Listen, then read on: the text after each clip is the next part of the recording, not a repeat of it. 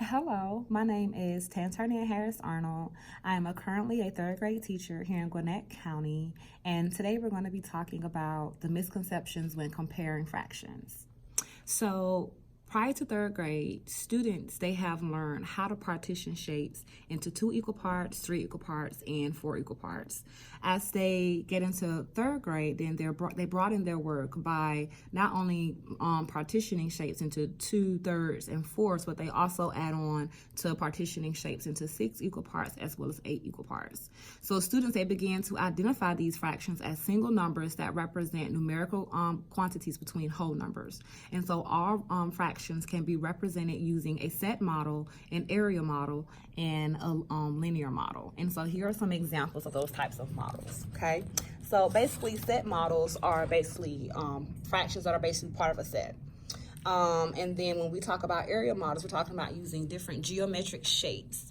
So we really focus on using geometric shapes such as like a square, circle, or rectangles. So we focus on these shapes here. As you see, we're able to see a circle in half as well as a square here in halves. Okay, so we have our thirds, our fourths, our sixths, and then we have our eighths. And then the linear model is basically using fractions on a number line. Although we do use a blank number line, I love to use these manipulatives here because they're better able to understand the number line once they see these fractions and compare them to one whole. Okay, so third grade students, they should be exposed to the set model, but the majority of the work that we work on in third grade is off of the area model and then the linear model. So that's why I only have these manipulatives available. Okay, so although students learn the concepts of fractions through a variety of strategies and learning tools, there are many misconceptions amongst these students. So misconceptions consist of students not understanding that when finding the amount of fractions, their parts need to be equal in size, and the rules for comparing fractions are often misapplied. So those are the two misconceptions that we're going to be focusing on today. So let's take a look at the very first misconception, which is basically understanding that fractions must be in equal size. Okay, so I ask students to compare the fractions 2/3 and 4/6 using the area model. So excuse me, like I said, the area model basically consists of you using a geometric shape here and comparing the two shapes. So I always encourage students to draw shapes in which they think would be the most efficient. So we've already practiced using the different manipulatives, but now we have moved on to a little bit more complicated part where I like for them to try to draw it themselves. So this is the part where they have to be able to, like I said, use shapes which they feel are the most efficient, and then also be able to draw them equally and partition them into equal parts. However, the misconception came into play when I noticed that a student began to draw triangles. So that's when I began to question the students' thinking with questions, okay? So this right here was what the student's shape looked like. So we had the fractions 2/3 and 4/6. So as I saw this, I began to ask the students. So I said, well, what fractions are you comparing? And they would say, okay, I'm comparing 2/3 and 4/6. And I said, well, when representing the fraction for 2/3, how many equal parts will your shape have? And they were able to tell me the shape will have 3 equal parts because my denominator is 3. And then they said that 4/6 would have 6 equal parts because my denominator is 6. And my denominator basically tells me how many total equal parts my shape is going to have. And so then I asked the student, I said, okay, well, can you partition the triangle with 3 or 6 equal parts? And I made sure to put emphasis on the word equal as we're sitting here looking here. And the student then kind of was like, oh, okay. And so they were able to understand that although you may be able to partition a triangle into 3 or 6 parts, are they equal? Would this be fair? If this right here were 2 slices of pizza, and I wanted to share this slice with 3 people, and I wanted to share this slice here with 6 people, and this is the way that I partitioned it, will we have a fair amount? Will everyone have equal amounts? And the student was able to understand that no, this would not work. So therefore, this was a reminder that we have to make sure that we are choosing shapes in which they are efficient, as well as we're able to partition them equally and correctly. So therefore, we cannot compare 2/3 and 4/6 using this shape, okay? So also students, they fail to realize that when comparing fractions, each fraction should be represented using the same shape in order for them to be compared correctly. So this student here understood that concept, that we have to use the same shape when comparing fractions. However, we're still focused on the fractions 2/3 and 4/6. Okay, I'm going to move my linear model to the side. All right, so we have 2/3. The student had 2/3, so that would be one circle here in which they represented 2/3, and then the other fraction was 4/6. But instead of using another circle, the student chose to use the rectangle. Okay, I'm sorry, the lights just went out. Let me move around for a minute here to get the lights back on. Okay. All right. So, like I said, I know that the student was representing the fraction 2/3 using a circle, and then he represented the fraction 4/6 using a rectangle.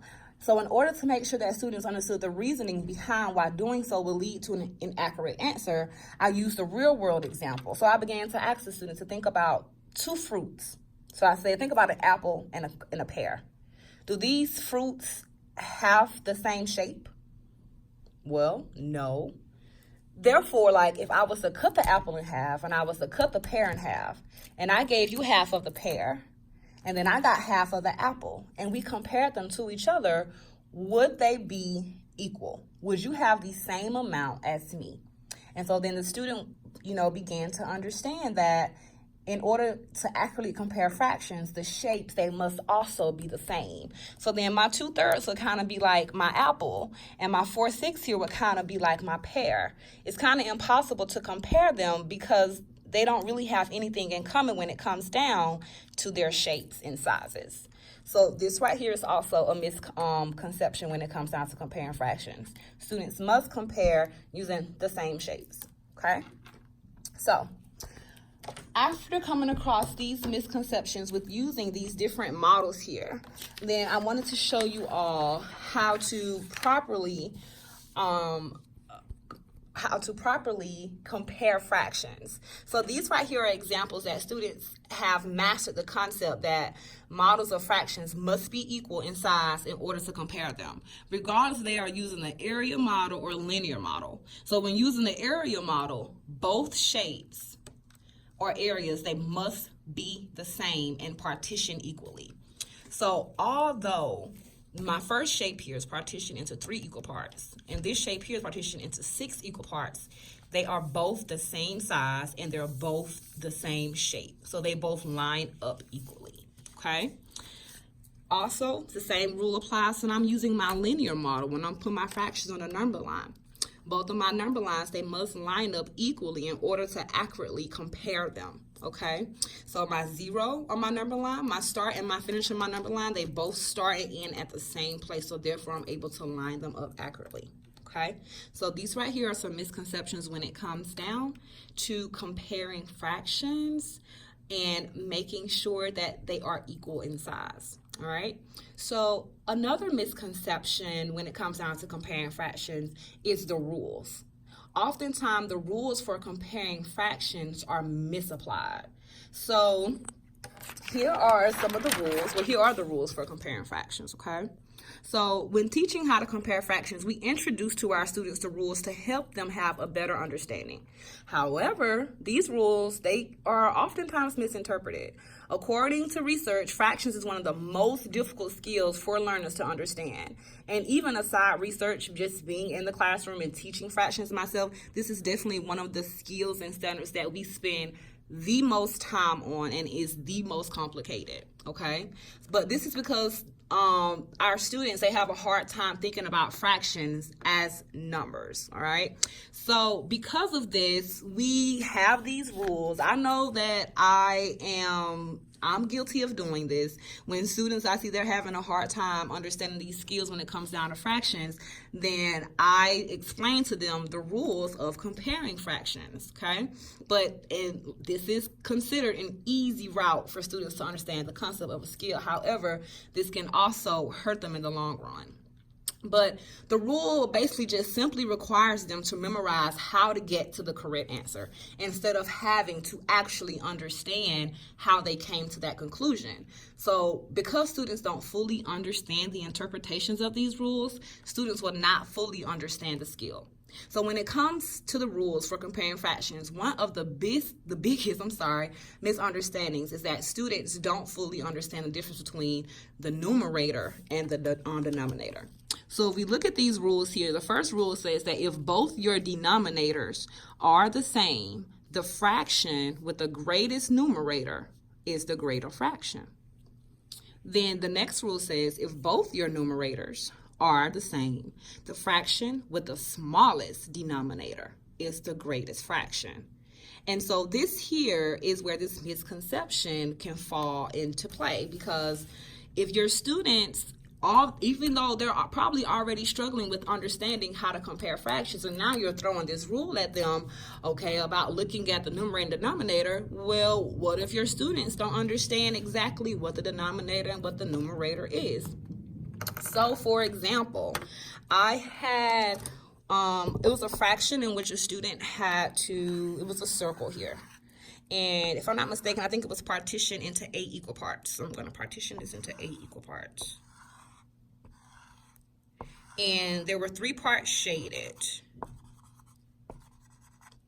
And so the question asks for the student to write the fraction in which this model represents. Write the fraction that represents this model. And so the student put down 3/5.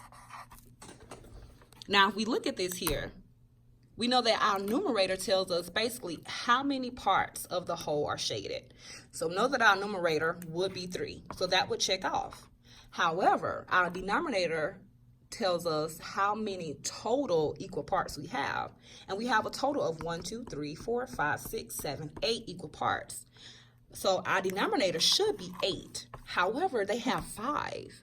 So that misunderstanding came into play because they figured that, okay, well, 3 parts are shaded and 5 are not. So therefore, this shape represents 3/5. So if students don't fully understand the concept of fractions, then throwing these rules at them will confuse them even further, okay? So another misunderstanding when using rules to compare fractions is that students do not understand a fraction as a single quantity, but they see it as a pair of whole numbers, and they apply whole number thinking by comparing the size of numbers in the denominators or numerators or both. So students, they think that fractions work in the same way as whole numbers. That's the way we've taught them since they've been able to count, that 1, 2 is bigger than 1, 3 is greater than 2, and et cetera, et cetera. So with whole numbers, the group of objects with fewer in a set is represented with a smaller number. A set with a greater number of objects has a larger number that represents the set. So students, they try to apply that idea to fractions, thinking that fractions with a smaller denominator like halves must have small pieces because 2 is a small number. Students might also think that a fraction with a larger denominator like 8s must have large pieces because 8 is larger than 4. But that's not how that works here when it comes down to fractions. So that's why that is a common misconception. So students, they need multiple experiences using concrete materials. That's why it's very important that we always start off teaching fractions as well as any skill using all of the models and representations that we can, so students can have that foundation and have that understanding.